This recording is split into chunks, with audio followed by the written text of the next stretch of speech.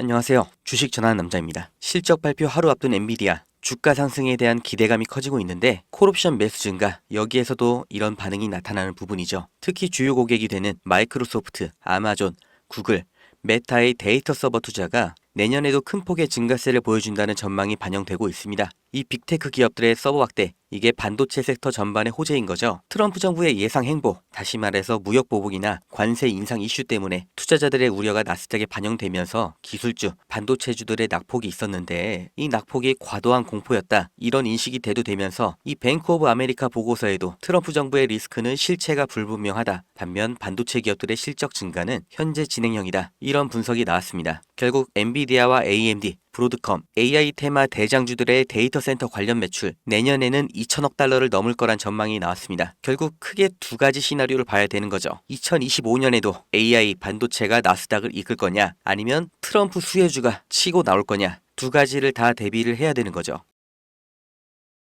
주식 투자 인구수가 1,400만 명이 넘는다고 합니다. 대한민국 사람 4명 중에서 1명은 주식 투자를 한다는 거고, 사실상 어른 중에서 절반은 주식 투자를 한다는 거죠. 이 대한민국 사람들이 다들 주식을 하는 이유가 뭘까요? 주식 투자가 폭발적으로 늘기 시작한 시점, 이 코로나 팬데믹 때부터였죠. 이게 뜻하는 건 하나입니다. 불안이죠. 일자리에 대한 불안, 미래 소득에 대한 불안, 스스로 대비하지 않으면 안 된다는 이 조급함, 그리고 아무리 열심히 일해도 10년, 20년을 일해도 우리는 집 한 채 사지 못한다, 이런 박탈감 때문에 원금 손실이라는 리스크를 감안하고서 주식시장에 아무것도 모른 채 맨손으로 뛰어든 겁니다. 다들 노력은 했다고 생각하죠. 종목 분석 보고 차트 공부도 해보고 잘 몰라도 억지로 재무제표 찾아보면서 한 글자라도 더 눈에 넣고 머리에 담고 다들 이렇게 열심히 주식 투자하는데 막상 주변을 보면 주식 투자에 성공했다는 사람 보신 적 있으신가요? 아마 지인 중에 서울대 갔다는 사람, 사법고시 합격했다는 사람, 이런 사람보다도 더 희귀한 게 주식 투자에 성공한 사람일 겁니다. 그런데 이상하다고 생각한 적 없으세요? 왜 투자인데 공부를 하고 들어갔는데 성공할 확률은 실제 투자나 자영업이 아니라 복권 당첨에 더 가까울까요? 무언가 잘못됐다, 이렇게 느껴지지 않으세요? 공부를 더 하면 나아질까요? 재무제표를 직접 작성하는 회계사도 실패하는 게 주식 투자입니다. 공부가 답이 아니라는 거죠. 그렇다면 답이 뭐냐? 그 진실을 알려드리겠습니다.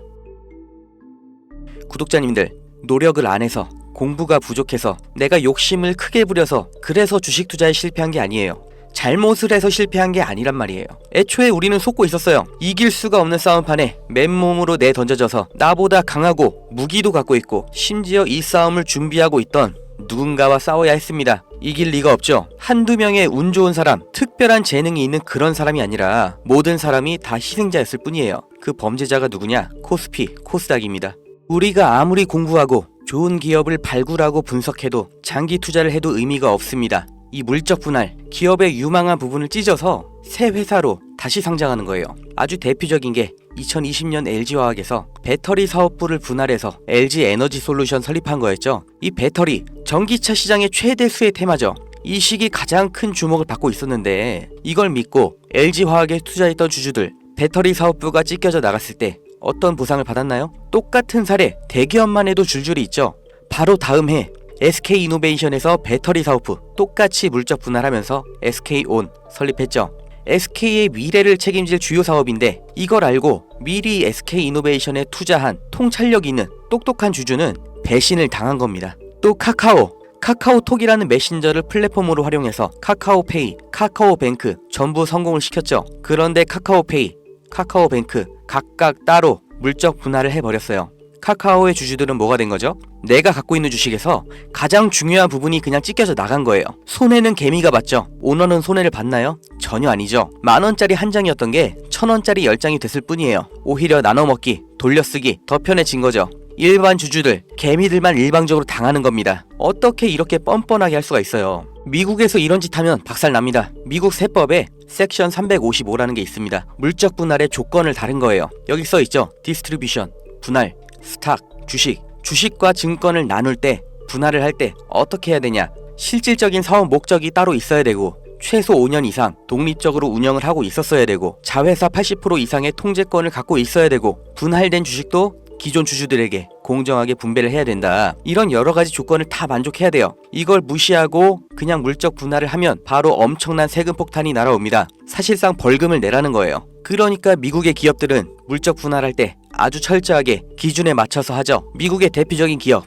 이 GE도 이렇게 테마별로 구분 지어서 분할하니까 시장에서도 전략적 유연성, 자원 배분의 효율화 이렇게 인식을 해서 주가도 같이 오르는 거예요. 이렇게 모든 주주들에게 이익이 되는 물적 분할을 하라는 겁니다. 회사의 미래 가치를 믿고 투자한 사람들을 배신하지 말라고 이렇게 하는 거예요. 이뿐만이 아니죠. 금투세, 이 말도 안 되는 세금 폐지하나 싶었는데 말장난이었고 그냥 유예였죠. 이 금투세의 최대 피해자 누구예요? 중산층, 개미입니다. 세금 부담 때문에 안정적인 장기 투자를 못하고 리스크 있는 단기 투자, 고위험 투자로 내몰리는 거예요. 심리적 압박 더 받겠죠. 일관된 투자 어렵죠. 그 돈 누가 가져갈까요? 하루 종일 차트 보면서 대응하는 트레이더, 기관 얘네들한테 다 갖다 바치라고 하는 겁니다. 또 있죠. 분식회계는 어때요? 개미들이 아무리 기업 분석하고 재무제표 찾아보고 PER, ROE 따지면 뭐해요? 이게 진실인지 아닌지 아무도 보장을 못 해주죠. 분식 회계를 저질러도 그 처벌이 너무나 낮기 때문에 아예 세계에서 한국 주식을 저평가하는 겁니다. 다들 들어보셨죠? 코리아 디스카운트. 이게 얼마나 부끄러운 말이에요. 한국 거는 그냥 낮춰본다는 거예요.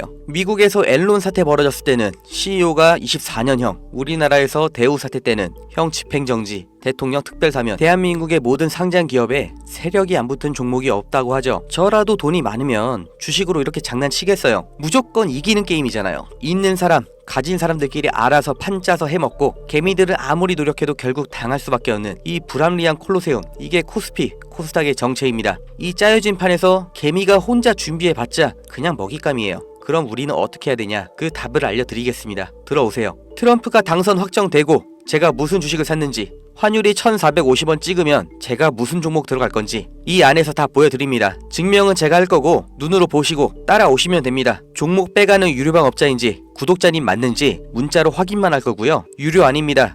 대가 없습니다. 가입 이런 거 절대 없어요. 그냥 여기 모이세요. 2290-8285 여기로 문자, 아파트 이렇게 남겨주시면 됩니다. 100만원으로 시작해서 아파트까지 가는 기적 제가 보여드릴게요.